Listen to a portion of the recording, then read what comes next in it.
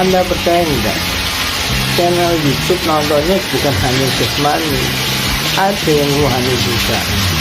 Tapi ini tidak mudah dipercaya bagi orang yang belum mengalami. Saya itu sering cerita sama teman-teman, sama jamaah, sesuatu hal yang sama jamaah bukan orang awam. Jadi tidak mudah dipercaya karena tidak mengalami hal yang sama. Maksud pengalaman komunikasi dengan kegaiban rohani.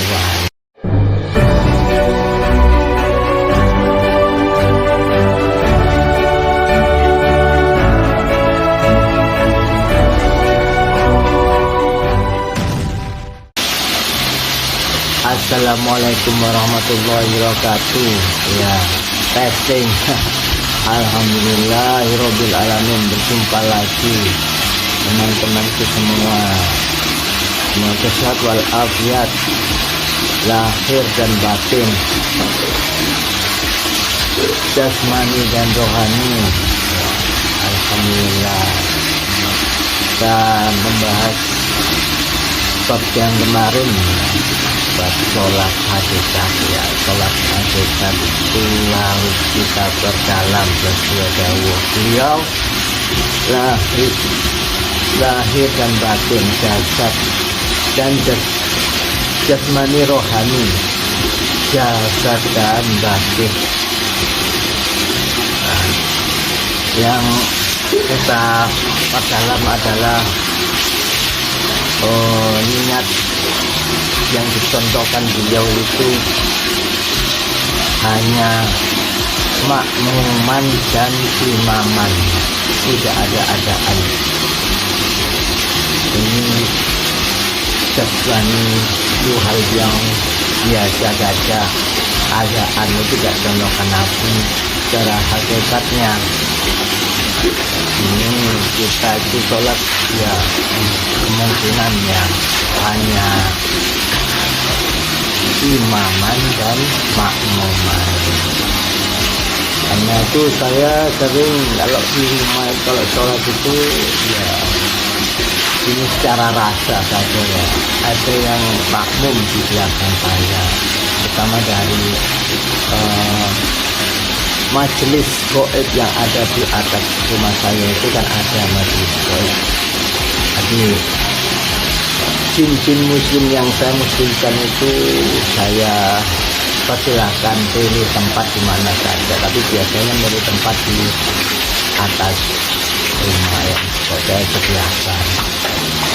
Terus kemudian kalau saya jamaah waqiah, jamaah sholat itu ada beberapa yang hasilnya lumayan banyak. Karena kalau goib kan kalau hasil bisa ribuan, ratusan ribu, bahkan hampir jutaan ya makmum itu. Namun ini adalah karena kita itu orang-orang yang ada di awal kuati, istilahnya adalah orang-orang yang pilihannya. Maksudnya apa? Ruhaninya itu dulu itu tersambung secara ruhani ya di keturunan leluhur kita itu dulu juga orang toreko, biasanya begitu. Ini hanya pembahasan yang sepele saja. Jadi kadang-kadang kita itu ada dejavu, kok pernah seperti ini dan sebagainya. Itu apa? Kadang-kadang itu memori dari ruh pendamping kita, pembahasan ruh pendamping ini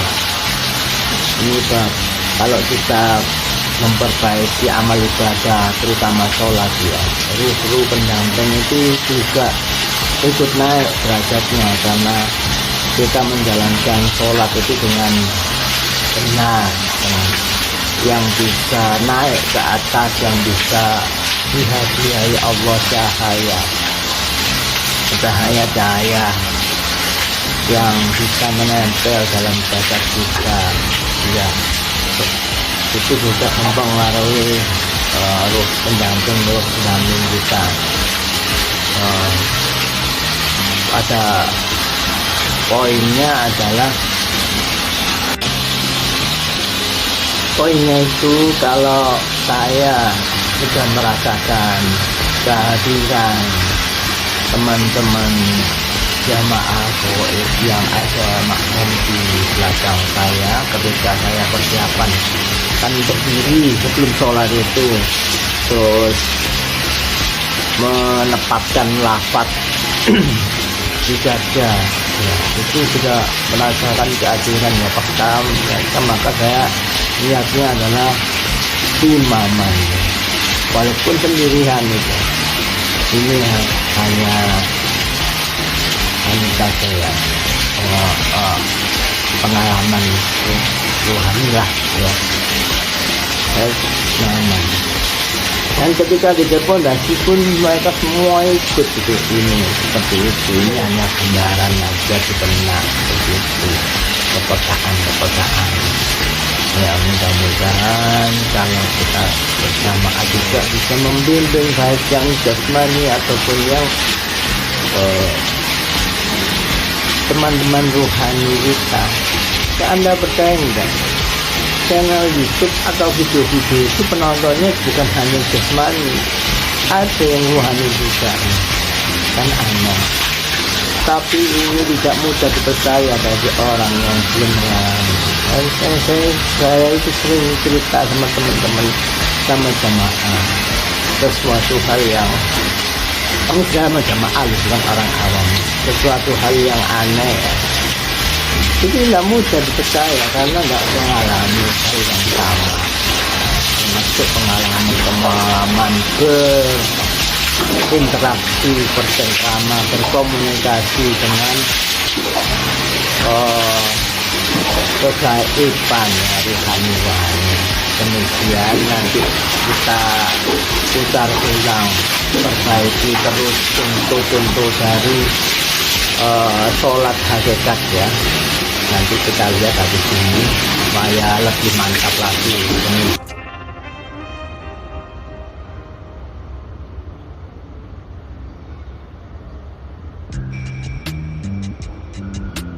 Jadi ini pelajaran sungguh-sungguh agar bisa sholat secara syariat dan hakikat.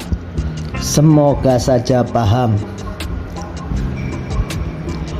Sholat itu mulai berdiri, mau sholat, mulai menulis lafaz Allah bahasa Arab di tengah dada dari arah kiri ke kanan, menulisnya dengan pikiran.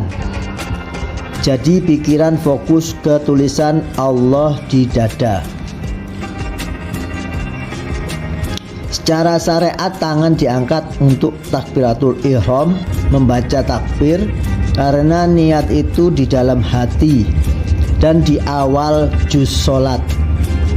Jadi tempat niat itu dilafadzkan di dalam hati ketika melakukan takbiratul ihram, yaitu lisan mengucap lafaz Allahu Akbar, tangan digerakkan dari arah telinga ke arah bawah dada. Jadi pelafatan niat, misal sholat duhur, usolli fardhu zuhri arba'a raka'atin mustaqbilal kiblati ma'muman lillahi ta'ala. Itu diucapkan di dalam hati ketika lisan mengucapkan Allahu Akbar, dan di saat tangan bergerak dari arah telinga ke arah bawah dada. Hakikatnya ketika lahiriah kita melakukan amaliyah syariat itu, pikiran kita konsentrasi lafaz Allah di dada.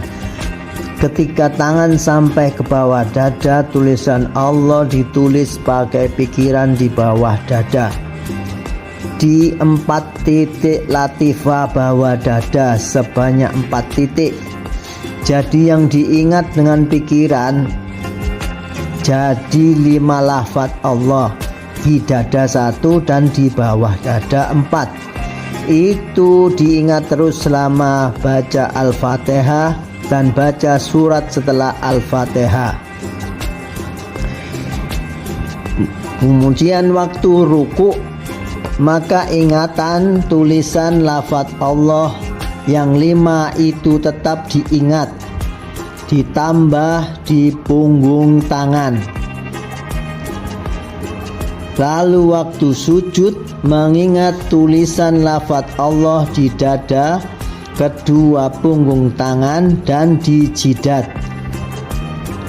Lalu ketika waktu duduk di antara dua ruku, maka mengingat lafaz Allah di dada, di punggung, kedua tangan. Lalu ketika duduk tahiyat akhir, maka mengingat lafaz Allah di dada, di bawah dada yang 4, di kedua punggung tangan, di jidat, di atas kepala, dan di belakang kedua telinga. Ketika salam, mengingat lafaz Allah di belakang telinga.